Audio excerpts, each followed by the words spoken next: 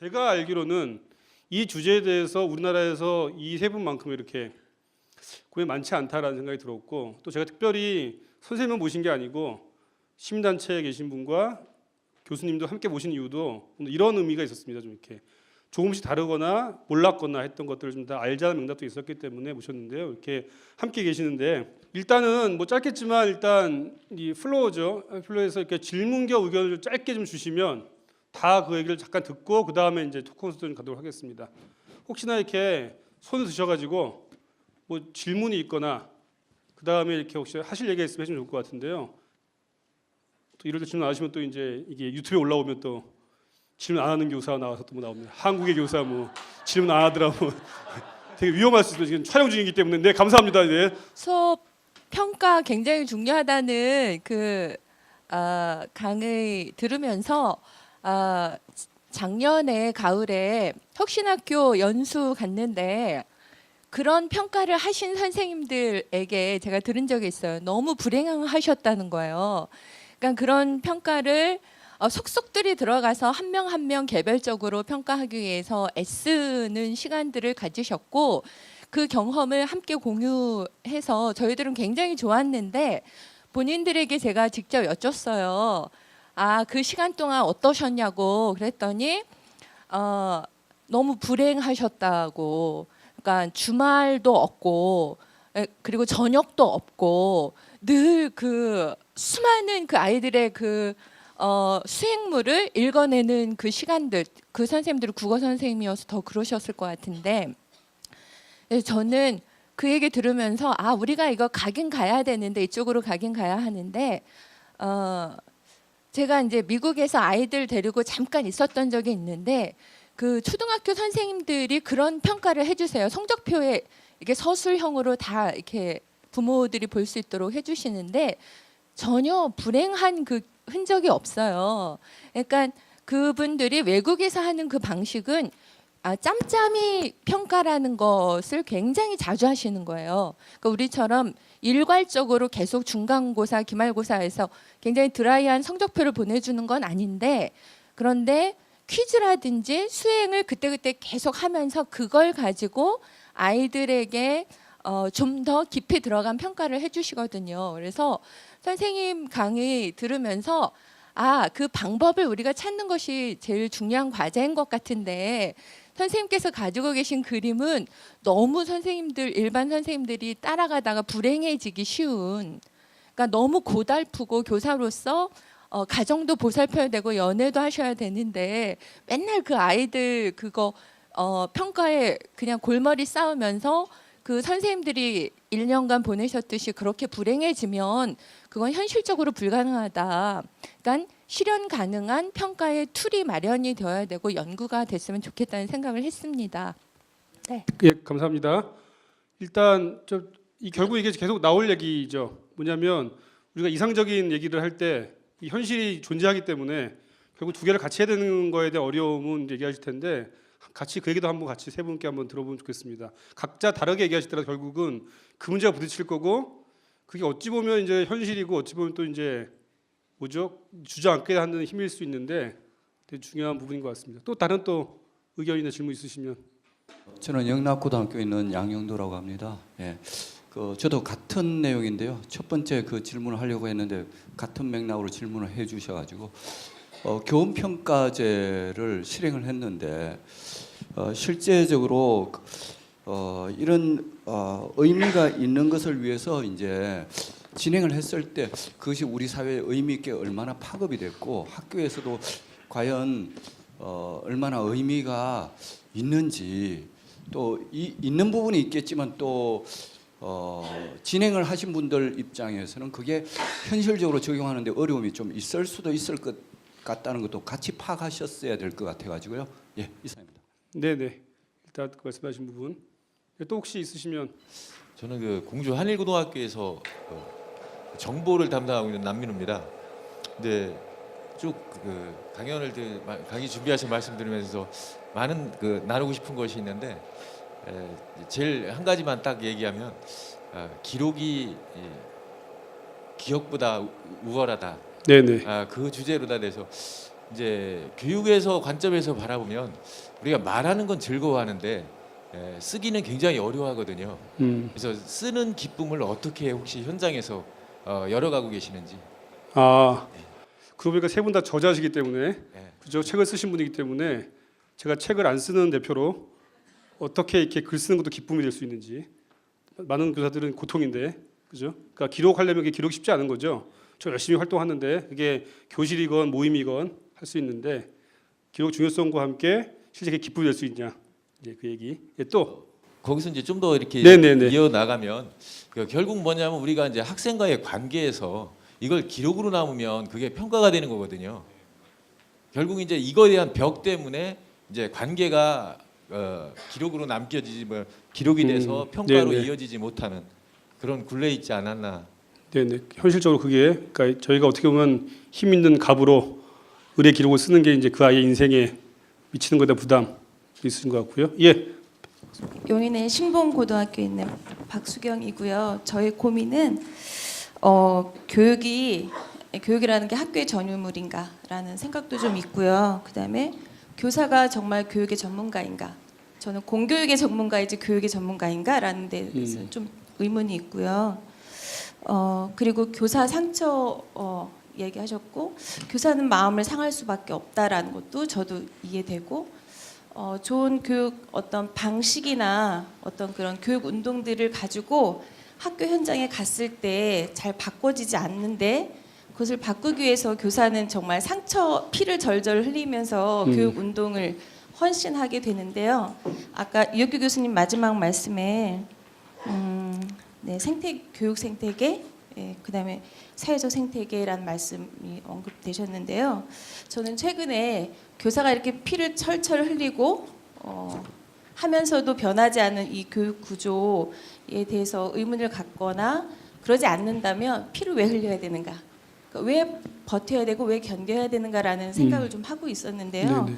아까 이혁규 교수님 말씀 중에 교육적 생태계, 사회적 생태계를 만들어가야 된다는 그 말씀 속에서 그러면 교사의 상처와 교사의 철철 흘리는 그 피가 결과적으로는 교육의 생태계를 바꿔내야 되는데 그거는 좀 다른 이야기인 것 같거든요. 네. 그래서 교사만이 교육의 전문가라고 생각한다면 그 생태계를 바꿀 수 있을까?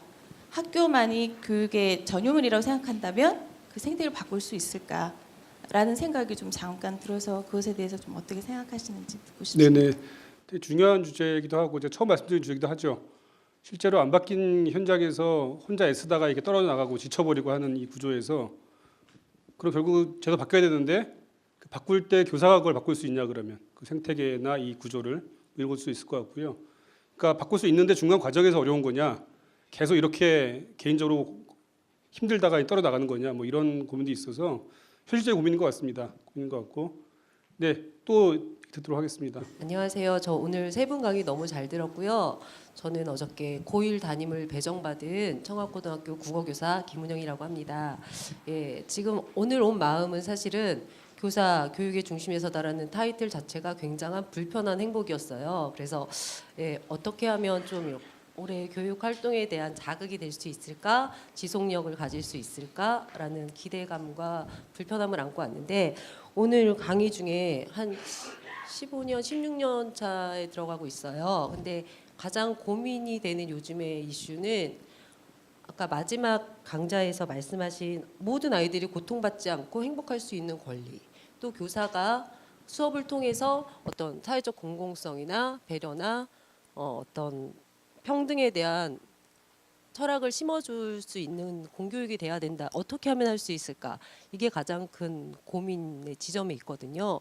물론 개인의 역량이라고 말씀하신다면 선생님들의 각각에 달려 있겠지만 세 분 저자님들께서 생각하시는 그런 공교육의 책무성에서 우리가 해야 할 일, 어떤 식으로 수업을 풀어가고 어떤 식으로 구조 안에서 살아가야 할 것인가에 대한 어떤 통찰적인 이야기를 한번 들어보고 싶습니다. 네, 감사합니다. 같이 들어야 될 중요한 얘기인 것 같고요. 마지막으로 듣고 죄송한데 못하신 분들은 좀 따로 좀 이렇게 하시면 좋겠습니다. 예, 신능중학교 김성수라고 합니다.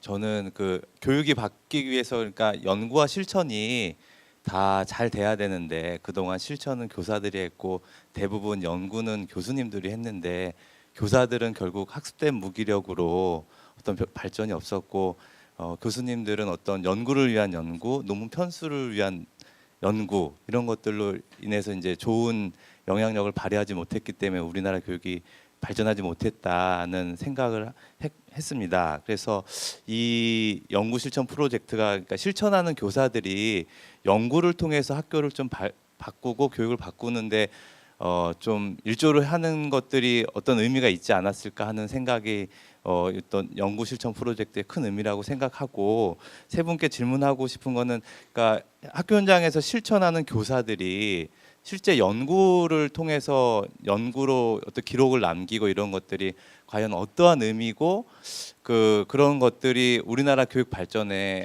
어떻게 영향을 미칠 수 있을까에 대해서 좀 간략하게 좀 소견을 듣고 싶습니다.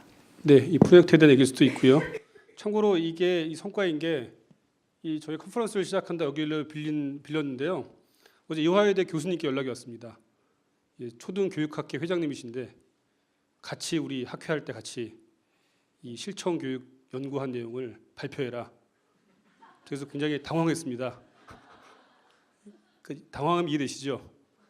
해보겠다는 거지 지금 이게 뭐 이렇게 했다는 게 아닌데 지금.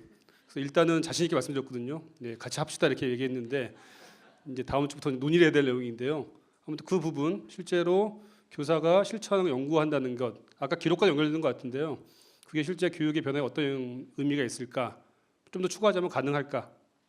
일반 교사들 모두 교사들이 이런 내용까지 포함해서요. 그러면 일단은 제가 돌아가겠습니다. 말 콘서트인데 일단은 세 분이 서로 좀 이렇게 있으시면 질의를 좀 하시죠. 돌직구를 서로 날려주면 좋을 것 같습니다. 네. 혹시 일단 이혁규 교수님이 한번 좀 이렇게 던지신 게 있기 때문에 가만히 계시면 안 될 것 같은데. 네. 존경하는 두 분 만나 뵙게 돼서 참 영광입니다.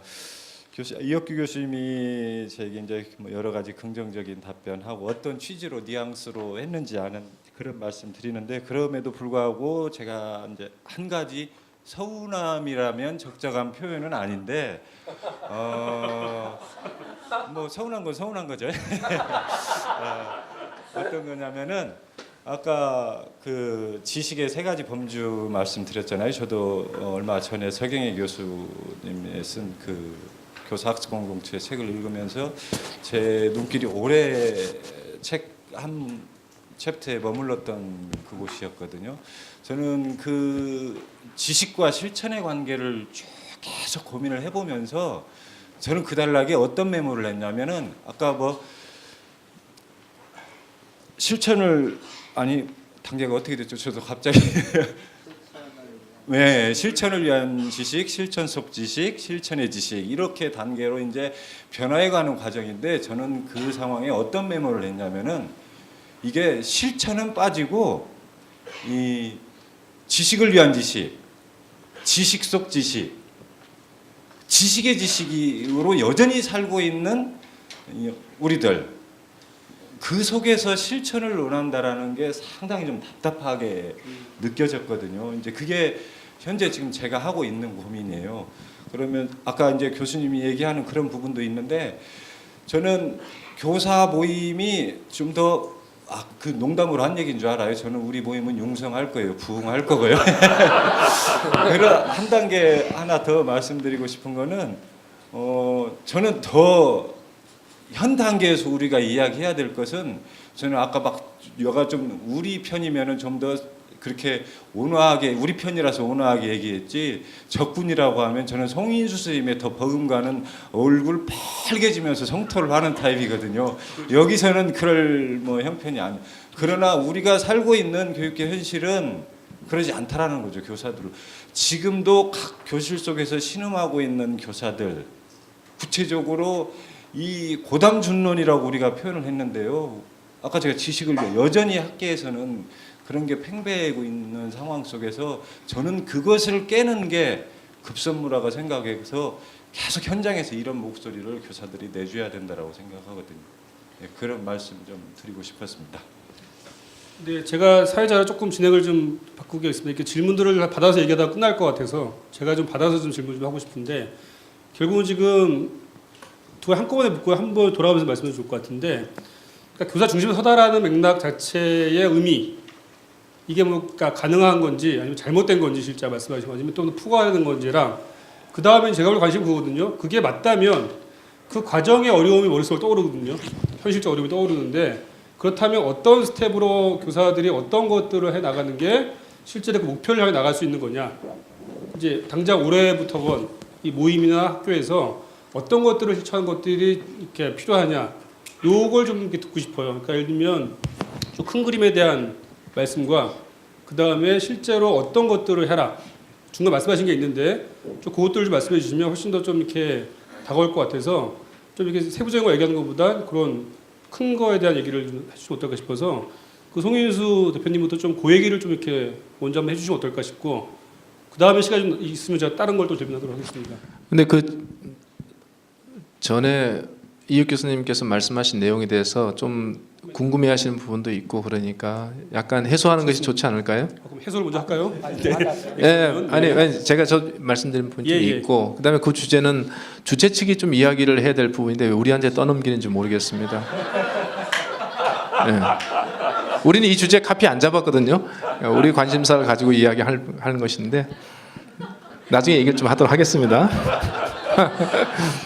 그 이혁기 교수님 뭐 많은 부분들을 또 아마 이제 세 분이 이야기한 부분들에서 뭐 거의 대부분 공통 분모가 있어요. 예, 토대는 이질성을 별로 못 느끼죠. 이제 그런데 서 있는 위치에서 하실 말씀들이 이제 차이가 있는데 그 차이는 대결적 차이라기보다도 이제 많은 얘기를 짧은 시간 내에 다 할 수 없죠. 그러니까 이제 결국은 뭐 하나를 잡을 수밖에 없는 부분이고 또 뭐 저는 운동하는 사람들의 입장에서는 이혁기 교수님은 많은 이야기를 하지만 그 아주 균형 감각 있게 그 세밀하게 이야기하는 것으로는 힘이 안 나옵니다.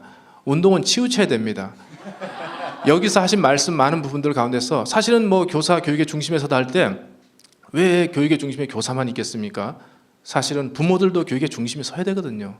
또 아이들도 교육의 중심에 설 수 있었거든요. 근데 우리는 더 소외되어 있었기 때문에 우리라도 중심에 서자 하는 것이지 이건 배타적 개념은 아니다. 이제 이렇게 좀 본다 할 때 어쨌든 간에 좀 그 중에서 강조하는 말들을 가지고 좀 하는 것이다. 그런데 지적하신 말씀 여러 가지 지적 말씀 저는 뭐 아마 뭐 대부분 다 공감을 하고요. 뭐 특별히 부딪히는 부분은 없고 다만 이제 두 가지를 말씀드리면 그 새로운 교사 운동 잘 되기를 원하지만 또 이것이 그거보다 더 중요한 것은 단위 학교 내에서 펼쳐지는 운동이 필요하다 이 말씀하셨잖아요. 근데 이제 아마 그건 좋은 교사 운동도 그 숙제는 좀 있을 겁니다. 왜 학교를 바꾸는 일들이 아니고 바깥에서 이렇게 일을 하느냐 이 문제인데 저희가 이제 실천적으로 경험적으로 이렇게 겪어 보면은 단위 학교 내에서의 그 변화는 궁극적 변화예요. 그러니까 그 학교 내에서 좀 옴짝달싹 못하는 그 숨 막히는 그런 상황 속에서 나 혼자라도 숨 쉬며 살자고 생각해서 바깥으로 나오는 것일 뿐 그 속에서 공모하고 그 속에서 힘을 합쳐서 연대한 후에는 다시 들어가서 학교를 뒤집어 엎기 위한 그런 그 플랜과의 과정 속에서 우리가 바깥에서 이런 운동을 하는 것이기 때문에 교수님께서 말씀하시는 것은 궁극적으로 모든 교사 운동이 단위 학교를 바꾸는 일상을 바꾸는 운동으로 귀결돼야 된다는 그 부분들을 강조하신 것이지 아마 바깥 운동을 하지 마라 이제 이런 것은 아닐 것이라고 좀 생각을 하고요. 그 다음에 이제 그 교사들의 학습된 무기력의 문제, 오늘날 학교들이 교사들이 노예 근성으로 살아가는 문제라든지 또는 자꾸 어떤 인식과 실력이 하향 평준화되는 문제 이 부분이 반드시 제도라든지 구제라든지 또는 관리자들의 그 몫이 아니라 자신 속에서 지금의 안일함을 이제 타협하고자 하는 그런 공모적인 측면도 있다 이제 말씀을 좀 하셨습니다. 저는 그 부분 맞다고 생각을 합니다.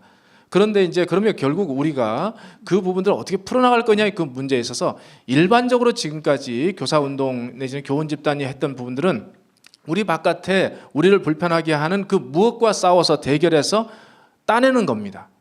그런데 따내지를 못하죠. 따내지를 못하니까 바깥의 적들을 향해서 분노하고 또 사람들을 규합할 때는 그 일정한 기간 동안 힘이 있습니다. 그런데 그 쉽게 따내지를 못하거든요.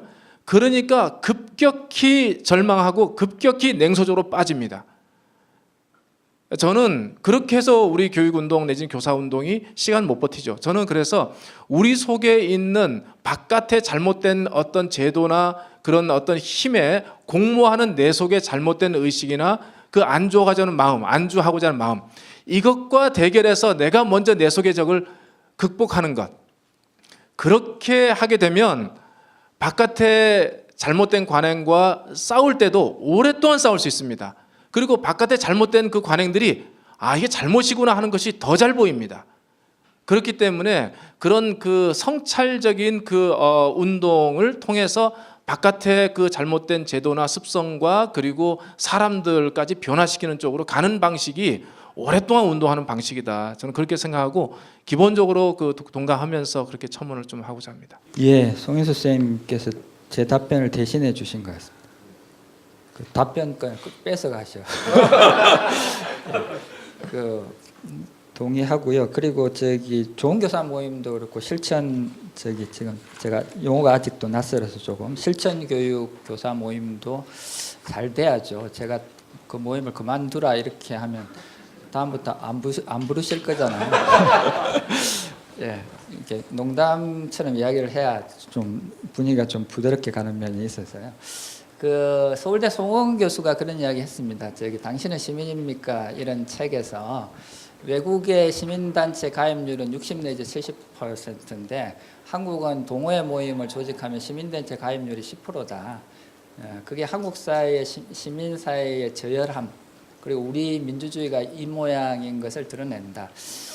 좀 객관적인 비교가 필요한데 저는 교사 모임이 지금보다 원론적으로 많아져야 된다고 생각해요. 자율적인 교사 모임. 그런데 궁극적으로는 단위 학교가 바뀌지 않으면 그게 바뀌지 않는다. 그걸 지적하기 위해서 말씀을 드린 거예요. 그리고 이제 그 순환이 이루어지지 않으면 그 운동은 바깥에서 개토화될 거예요. 예. 바깥에서 저기는 다 변할 수 없는 데고 우리끼리 모여서 자기 재생산하면서 위로를 나누는 거.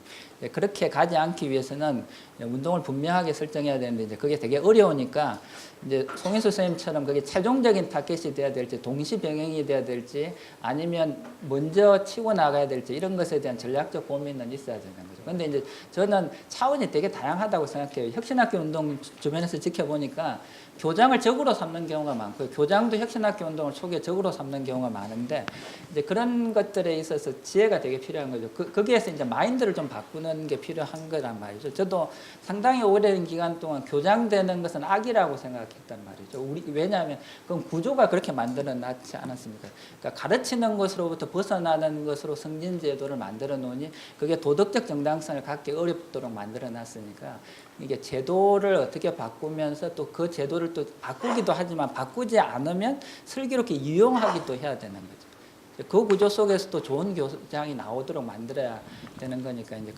그래서 이제 실천적인 전략을 이야기하면 학교를 어떻게 바꾸느냐 이 큰 학교를 큰 학교는 100명, 200명 돼서 얼굴도 모르는데 근데 좋은 교사 모임에서 만든 용어 있지 않습니까? 수업 친구 만들기. 한두 명 모여서 하는 거 왜 못하겠습니까? 그리고 옆에 있는 분들이 따라서 하고 만들어가면 그런 운동이 가능한 거죠. 그런 의미에서 이제 송인수 선생님이 이야기하셨던 그 운동의 전략이라고 하는 의미에서 교사가 교육의 중심이어야 된다는 것에 대해서 운동 전략의 캐치플레이저로 저는 되게 의미 있다고 생각해요. 저는 경기도 혁신학교의 배움 공동체나 배움 중심 운동에 대한 학문적인 엄밀성은 동의하지 않지만 그게 새로운 캐치프레이즈로서 가지는 일종의 담론의 힘은 인정하거든요. 그런 의미에서 교사가 지금 그동안에 억압된 관료 제도의 말단에서 벗어나서 교육의 중심, 그다음에 연구의 중심, 실천의 중심에 서야 된다고 하는 운동 전략에 대해서는 전적으로 동의합니다.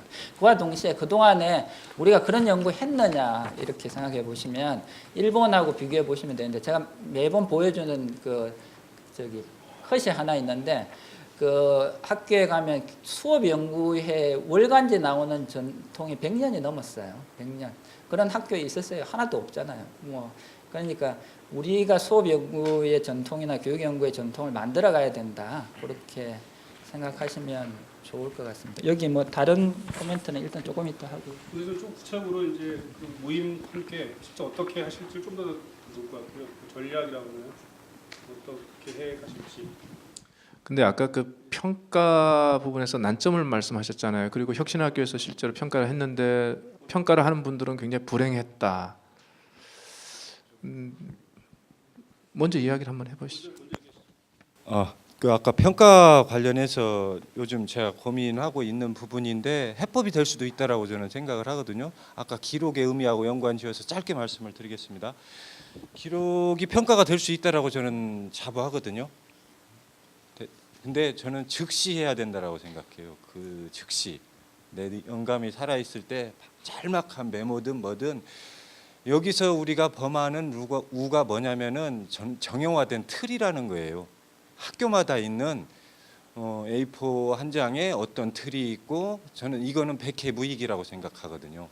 학교는 이 틀을 없애는 운동을 저는 먼저 해야 된다라고 생각하거든요. 그러니까 우리가 외부에서 우리에게 교사에게 가는 시스템이 동반하는 폭력뿐만 아니라 우리 스스로 만들어내는 우리 스스로를 뭐 한명철 교수가 피로사회라고 했나요? 우리가 우리 스스로를 계속 뭔가를 이게 정말 필요한가라고 할 정도로 우리가 우리 스스로를 착취하는 저는 그러고 있지 않은지를 한번 돌아봐야 될 시기라고 생각해요.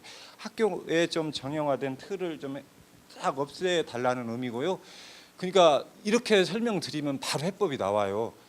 평가의 일률적인 방침을 정하지 말라고요. 세부적인 룰이요. 학교에.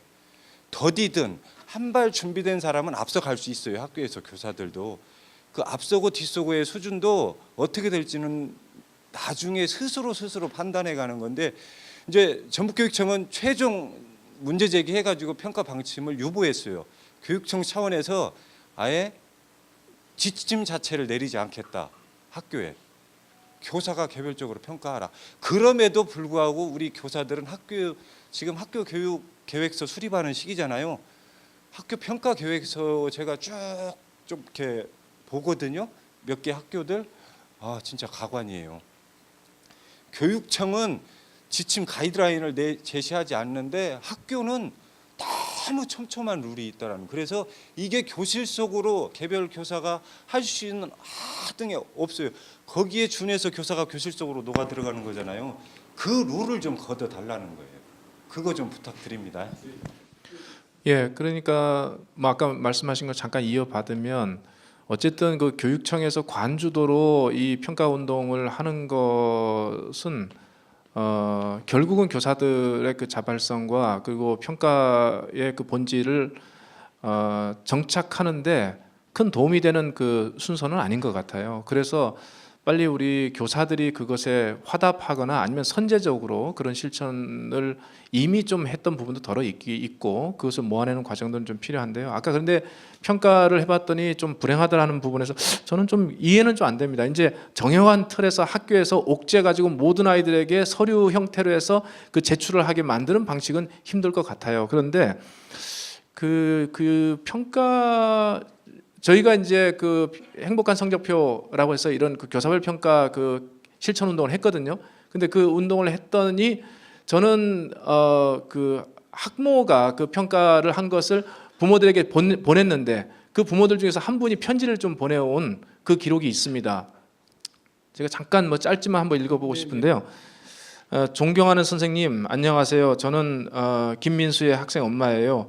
메일로 인사를 드리게 죄송합니다. 오늘 아침에 배웠는데도 제대로 인사를 못 드렸습니다. 민수한테 일이 있어서 급한 마음으로 그랬습니다. 저희 민수가 받아온 선생님이 작성하신 성적표를 보고 또 한 번 놀라게 되었습니다. 감동 그 자체였습니다. 선생님은 모르시겠지만 저는 선생님과 시감도 했습니다. 민수한테 들은 것처럼 너무 도덕적인 선생님 같아서 시험지 돌리실 때 어떤 학생에게 물었습니다. 혹시 저 선생님 도덕 선생님 아니니? 라고요. 그랬더니 제 느낌이 맞았습니다. 민수 아빠께서도 선생님 같으신 분은 이 시대의 마지막 선생님일 것 같다고 정말 존경스럽다고 이야기를 했습니다. 선생님, 저희 민수가 모르는 것이 많아 부족함이 부끄럽습니다. 외동이라 그런지 늘 외로워하는 모습이 적극적이지 못한 것처럼 보여지는 것도 마음 아프고요. 그래서 민수가 통기타를 배우고 싶어 해서 다음엔 선생님부에 들어가고 싶어 해요. 행복한 성적표가 많은 도움이 되었습니다. 이렇게 정성이 들어간 성적표를 제 인생에서 처음 봤습니다. 민수도 감동적이래요. 민수가 표현력은 없지만 선생님을 많이 진심으로 존경하고 좋아한답니다. 얼마 남지 않은 올해도 건강하게 잘 지내세요. 그러니까 자기가 애써서 기록한 그 기록물들이 이 수혜자가 되는 학생과 학부모들에게 이렇게 반응이 돼서 서로 교감이 되고 피드백이 될 때 그 고통과 수고가 위로가 되는 것이죠. 그런데 그냥 장부로만 이렇게 멈춘다면 그게 무슨 의미가 있겠어요. 그래서 저는 이 성적표를 만드는 것, 새로운 평가 운동이 반드시 교육의 주체인 교사만이 아니라 그 수혜자인 그 또 다른 교육의 주체인 그 학부모들과 그 교감 속에서 이것이 확인되고 그 의미가 부각이 돼야지 이게 교사의 권리라는 차원만이 아니라 이 교육을 새롭게 하는 그 어떤 수혜자의 요구로까지 같이 이렇게 연결돼야지 힘이 실린다 그렇게 생각합니다. 네, 개인적으로는 그 말씀이 저는 이렇게 불행이라는 개념보다는 힘든 거죠. 기존 걸 다 하면서 또 해야 되니까 당연히 이제 힘든 소모되는 부분에 대한 어려움이 있기 때문에 이제 그게 이제 아까 말씀드린 것처럼 주 과정에 우리가 운동적으로 해결할 문제인지 계속 이거를 평생 가야 되는 거냐 이제 이런 고민이 있을 텐데 저는 그렇게 좀 이해하시면 될 것 같다는 생각이 들고요. 사실 지금 시간이 좀 많이 지금 이렇게 쫓겨서 제가 마음이 좀 급한데 혹시 필요하신 얘기 좀 더 하시면 마무리 좀 할까 합니다. 예. 교사 운동의 중심성이나 뭐 다른 부분에 대해서는 원론적인 이견이 없는데 평가와 관련해서는 이견이 조금 있을 수도 있겠다 싶은 생각이 듭니다. 교사의 자율성은 전문가 집단은 자율성을 가집니다. 근데 그 자율성은 제한된 자율성이죠. 그러니까 공적 가치에 의해서 자기 제한을 당할 수밖에 없습니다. 그건 뭐 의사의 전문성도 마찬가지고 교사의 전문성도 학부모와 학생의 학습권과 어떤 국가가 바람직한 것이냐 하는 전체 국민의 소망 안에서 자기 제한적일 수밖에 없죠. 그러니까 자율성의 한계가 어딘가를 좀 생각해야 되는데 한번 생각해 보세요. 그 자율성은 엄청난 책임 의식과 전문성을 반대급부로 사회로부터 그러니까 요구받고 또 거기에 대응해야 되는데 메르스 사태 기억나시나요? 메르스 사태를 할 때 삼성병원이라는 권위 때문에 자율성을 줬습니다. 엄청나게 망가졌죠. 예. 자율성이라고 하는 것의 반대쪽이 얼마나 무서운 칼인가 하는 것을 우리에게 요구하는가 그거에 대해서 우리는 되게 낭만적으로 생각하기보다는 되게 심각하게 생각해야 되고요. 그 다음에 교사에게 평가권을 돌려줘야 된다는 건 이범 선생도 자기 책에 뭐 교사를 억제하는 3중 족쇄 중에 하나로 평가권 이야기를 했는데 저는 교사에게 평가권을 돌려준다고 했을 때 그게 교사 개인에게 돌려주는 것이라는 것에는 동의하지 않습니다. 사실은. 왜냐하면 여러분들이 병원에 가셨을 때 한의원을 가거나 어디에 갔을 때 의사 10명의 평가가 다 다르다. 환자에 대한 진단이 다르다. 그러면 병원에 그 이상은 가지 않겠죠. 그리고 아마 굿을 하러 다니거나 아마 기도원에 가서 나무 뿌리를 뽑거나 하실 거예요. 그러니까 우리가 의료계 집단을 믿는 것은 약간 개인적인 차이는 있지만 집단적 전문성에 기대고 있는 것입니다. 집단적 전문. 그러니까 교사 개인에게 평가권을 돌려준다는 것은 매우 무책임한 발언일 수 있다는 생각을 저는 해요. 그건 기독교적 가치관에서도 한번 생각해 보세요. 한 개인이 기독교가 가지고 있는 기본적인 원죄라고 해야 될까요? 그게 뭐 죄라고 이야기할 수도 없지만 한 개인이 가지고 있는 보잘것없음, 우리의 지성이나 한 상태의 보잘것없음을 생각할 때 그게 교사 개인에게 돌아가는 평가권의 낭만주의적 발상은 저는 동의하지 않습니다. 그러니까 집단적인 개인보다 집단이 우월한 집단의 합리성을 믿어야 되지 그게 개인의 열정이나 그것으로 환원될 수 없다. 그 대신에 그러면 잘못된 권위주의적인 내려누름으로부터 어떻게 교사들이 집단적인 담론으로서의 평가권을 같이 만들어가야 될 것인가에 대해서는 고민이 좀 필요한데 여전히 저는 그건 연구를 좀 해보겠습니다만 두 분의 입장에 대해서 유보적인 태도라는 걸 좀 말씀을 드리고요. 아까 신혜영 선생님 말씀하신 것과 관련해서 수업과 평가는 한 집단의 거대한 문화 속에서 결정이 됩니다. 제가 미국 가서 되게 놀랬던 게 사실 저도 그거죠. 아이들 한 명 한 명에 대해서 포트폴리오에서 나눠주고 대학원 졸업식까지 개별 학생을 불러가지고 몇 시간씩 하지 않습니까?